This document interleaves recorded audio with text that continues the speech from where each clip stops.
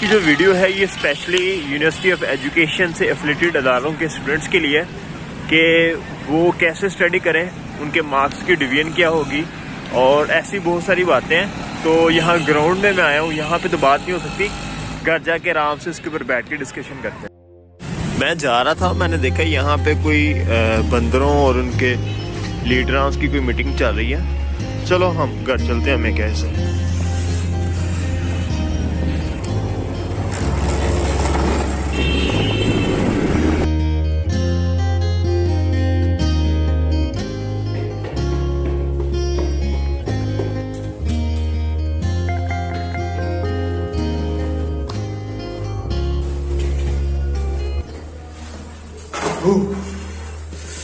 ले जी वीडियो शुरू करते हैं। हमारी वीडियो के तीन पार्ट होने लगे हैं। पहले पार्ट के अंदर हम बात करेंगे यूएसएस के बारे में। यूएसएस क्या है?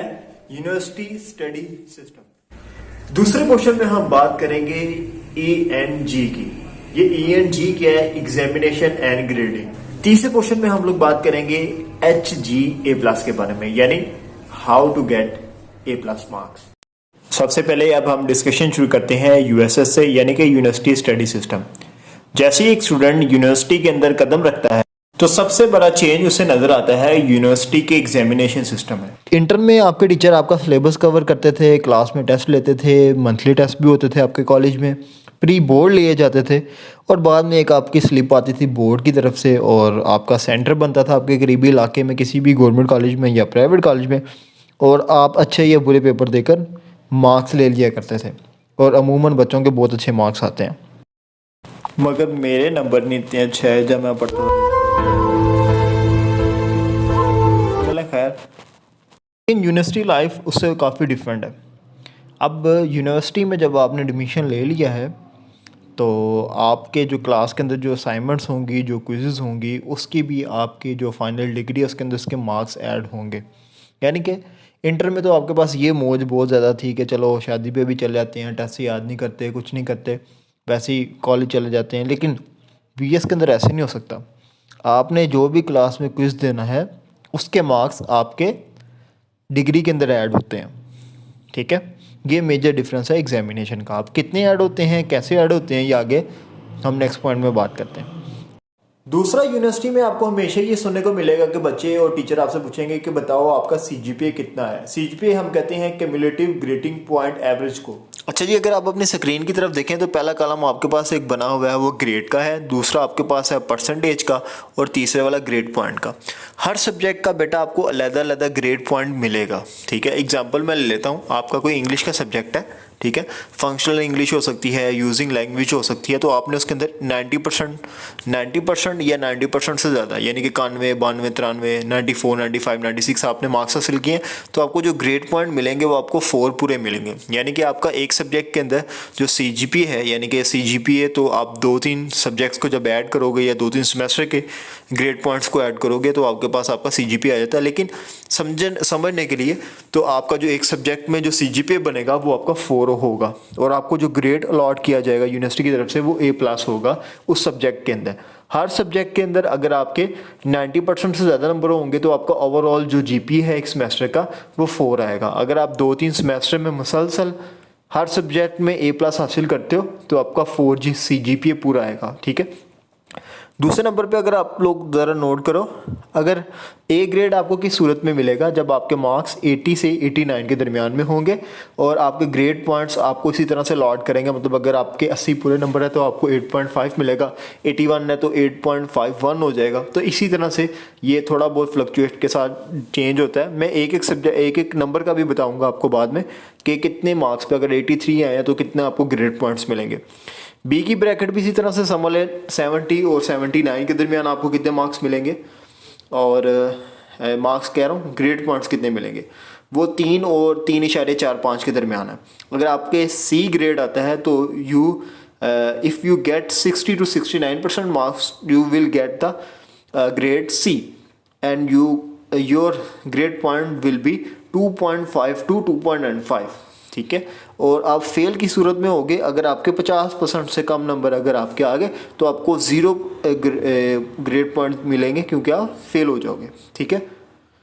आगे अब दूसरी की तरफ चलते हैं। एग्जामिनेशन एंड ग्रेडिंग कि आपके पेपर्स जो है किस सब्जेक्ट के मार्क्स कितने होंगे और किस सब्जेक्ट का पेपर कितने मार्क्स का आएगा, कितना टाइम उसकी ड्यूरेशन होगी और आपके मार्क्स किस तरह से आप उससे हासिल करेंगे।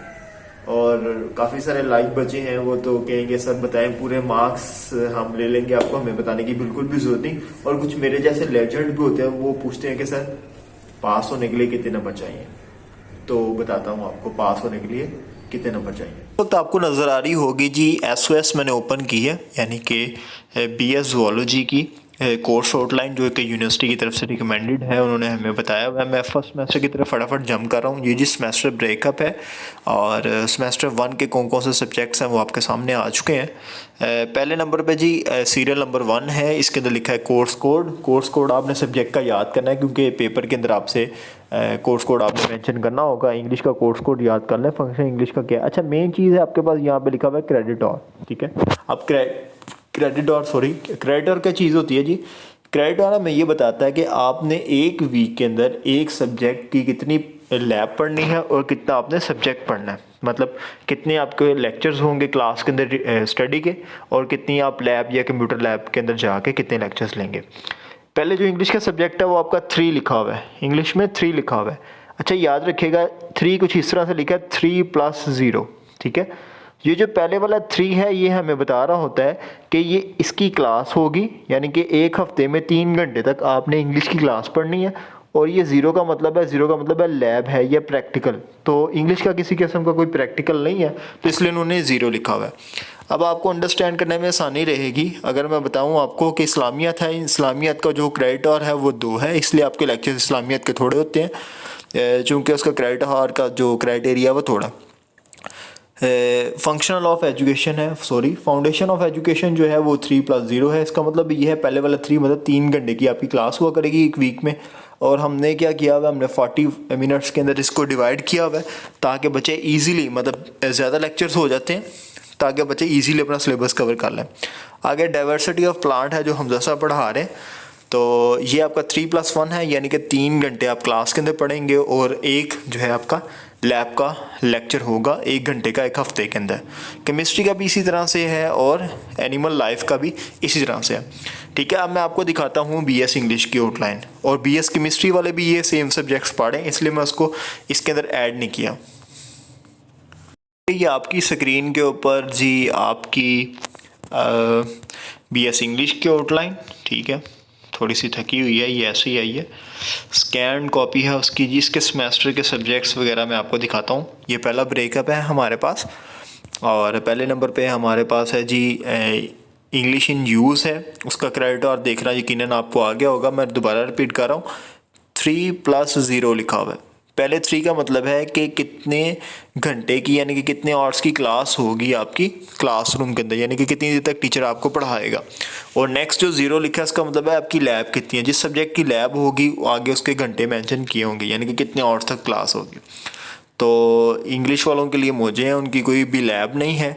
इस्लामियत का 2+0 है, उनका एथिक्स का अगर कोई नॉन मुस्लिम हो तो वो पढ़ सकता है था। एजुकेशन यहाँ पे हमने इसका इलेक्टिव पेपर रखा है। दूसरा आपके पास हिस्ट्री वाला सब्जेक्ट है, पाकिस्तान की हिस्ट्री, वो इलेक्टिव पेपर आपका सेलेक्ट किया गया। Introduction to poetry and drama है जो कि शुजा साहब आपको पढ़ा रहे हैं। लॉजिस्टिक्स जो है वो आपको पढ़ा रहे हैं बिलावल साहब, ठीक है। तो इनमें से किसी भी सब्जेक्ट का कोई प्रैक्टिकल नहीं है, तो इसलिए 3 क्रेडिट आवर सब्जेक्ट है, मतलब एक हफ्ते में आप 3 घंटे तक क्लासरूम के अंदर उस टीचर से पढ़ेंगे, ठीक है। तो यहाँ तक तो मेरे हाल आपको समझ आ गई, लेकिन अभी मैं एक एग्जांपल लेता हूँ, फिर मैं आपको बताता हूँ कि किस तरह से एक बच्चा अगर मार्कशीट मैं ज़ूम कर लूँ तो कितने कितने मार्क्स वो हासिल करके कितना CGPA मैक्सिमम वो हासिल कर सकता है, ठीक है। एक एग्जांपल देखते हैं किसी भी स्टूडेंट की, आयशा की देख लेते हैं। अच्छा हम एग्जांपल ले लेते हैं आयशा की। आयशा एक स्टूडेंट है CRBA क्लास की। तो ये आयशा है, ये आयशा ज़रा डॉक्यूमेंट के ऊपर ही आ गई है। अच्छा चलें, आयशा है और आयशा के कुछ मार्क्स ही इस तरह से है, किसी भी सब्जेक्ट में एक में उसने मार्क्स हासिल किए हैं 70, कितने मार्क्स हासिल किए हैं 70, तो उसका ग्रेड पॉइंट कितने आएंगे, ठीक है। अभी मैंने आपको पीछे दिखाया था अगर किसी के 70 हो तो उसके ग्रेड मार्क्स कितने बनते हैं, तो हमने भी देखा था थोड़ी देर पहले, उसके ग्रेड पॉइंट्स बनेंगे 3.00, ठीक है। अगर कोई स्टूडेंट है उसके मार्क्स आते हैं 92 तो उसका ग्रेड पॉइंट बनेगा 4। तो इस तरह से आपकी एवेल्यूएशन होती है। आप फर्ज करें एक सब्जेक्ट में आप 3 हासिल कर रहे हैं, दूसरे में 4, फिर किसी में 3.5, किसी में 3.33, किसी में 2.7, तो जितने आपके सब्जेक्ट्स होंगे आप उस पर तकसीम कर लीजिएगा, आपके पास आपका पहले सेमेस्टर का CGPA बन के सामने आ जाएगा, ठीक है। मैं एग्जांपल ले रहा हूँ, एक बच्चा उसका 3.2 आया एक सब्जेक्ट में, दूसरे सब्जेक्ट में उसने ले लिया पूरा 3.0, ठीक है। फिर उसने हासिल कर लिया एक सब्जेक्ट में पूरा 4, एक में हासिल कर लेता है वो 2.2, और एक में वो हासिल कर लेता है 4। कितने सब्जेक्ट्स हो गए, 1 2 3 4 5 हो गए, और लास्ट आपके 6 सब्जेक्ट्स हैं, एक मैं वो ले लेता हूँ, उसमें वो बच्चे के मार्क्स हैं 2.7।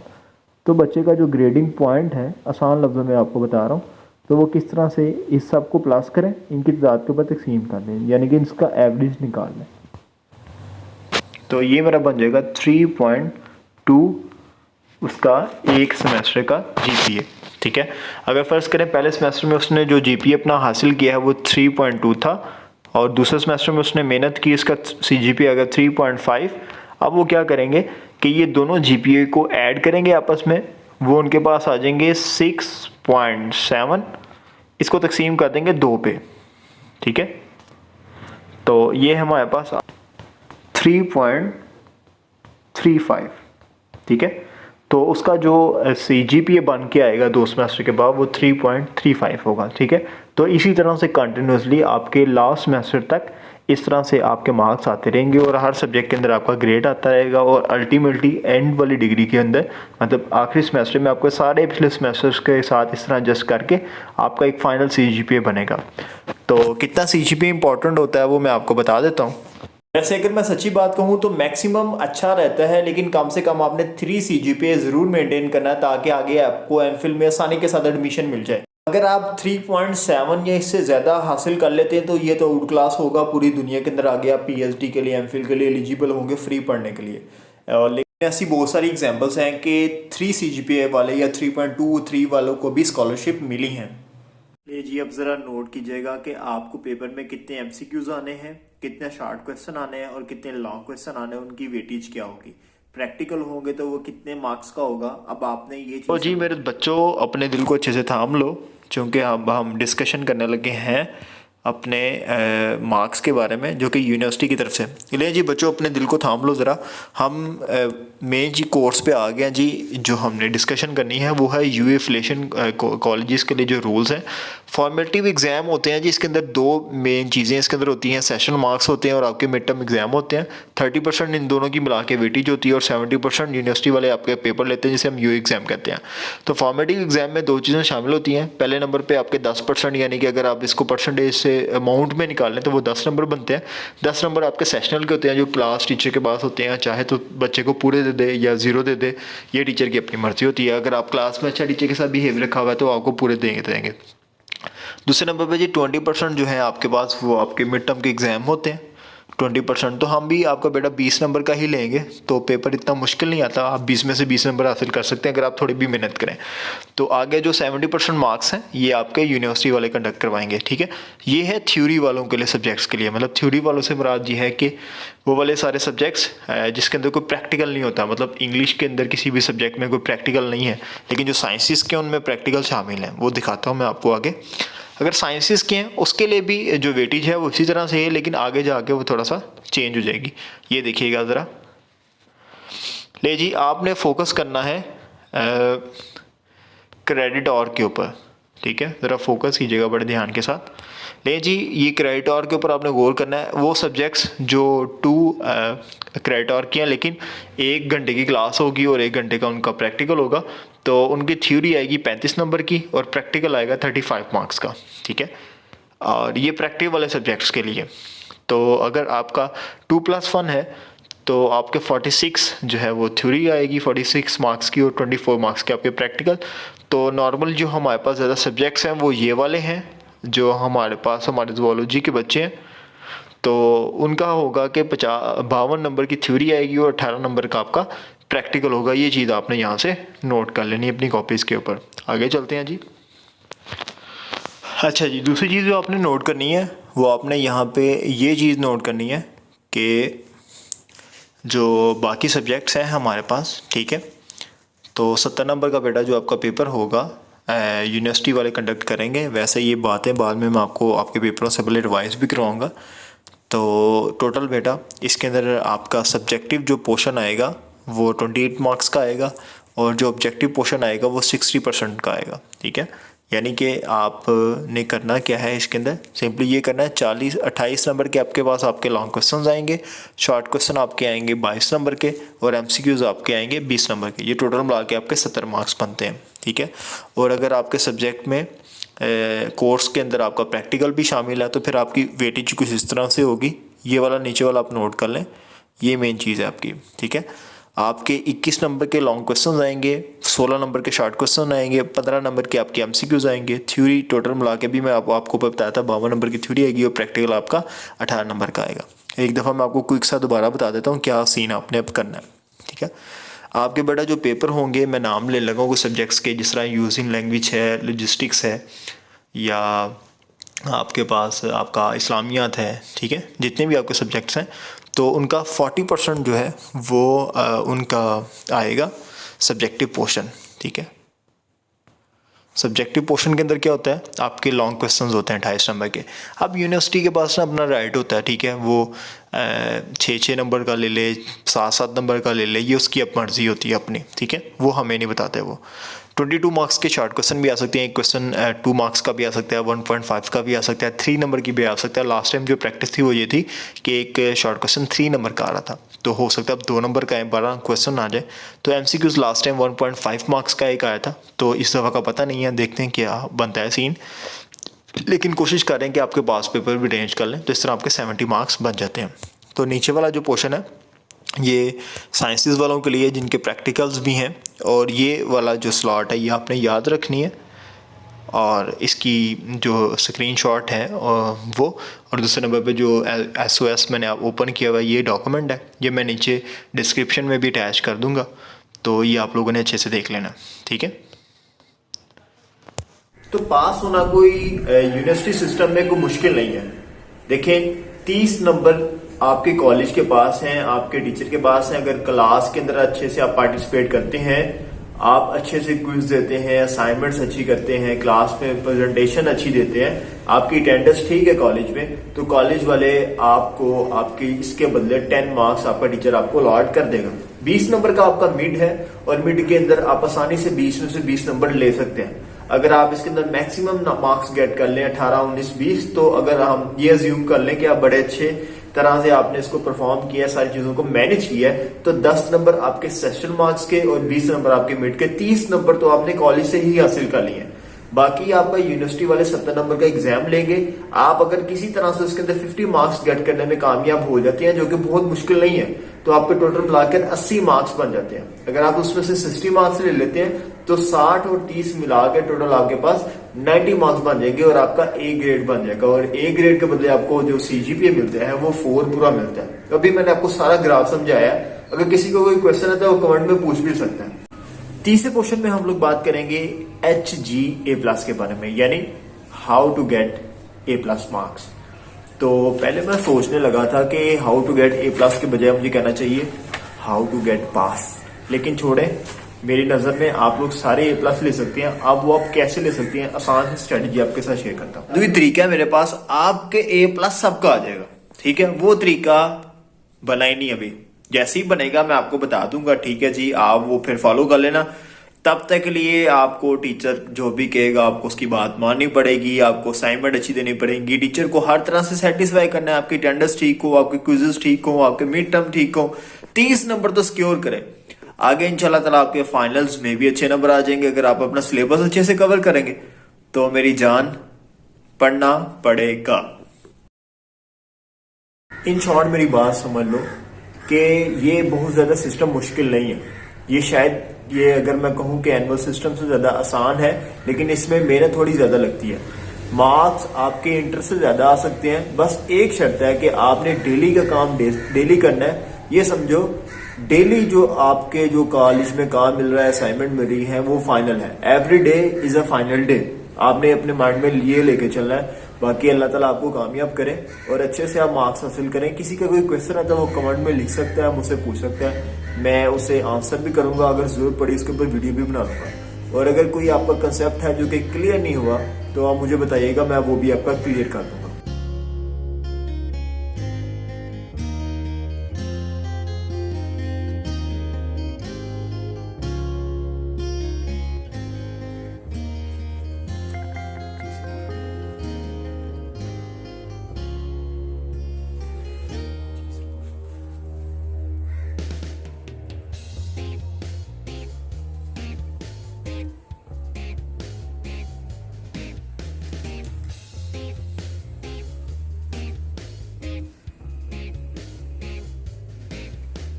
तीसरे पोर्शन में हम लोग बात करेंगे कि हाउ टू गेट A+।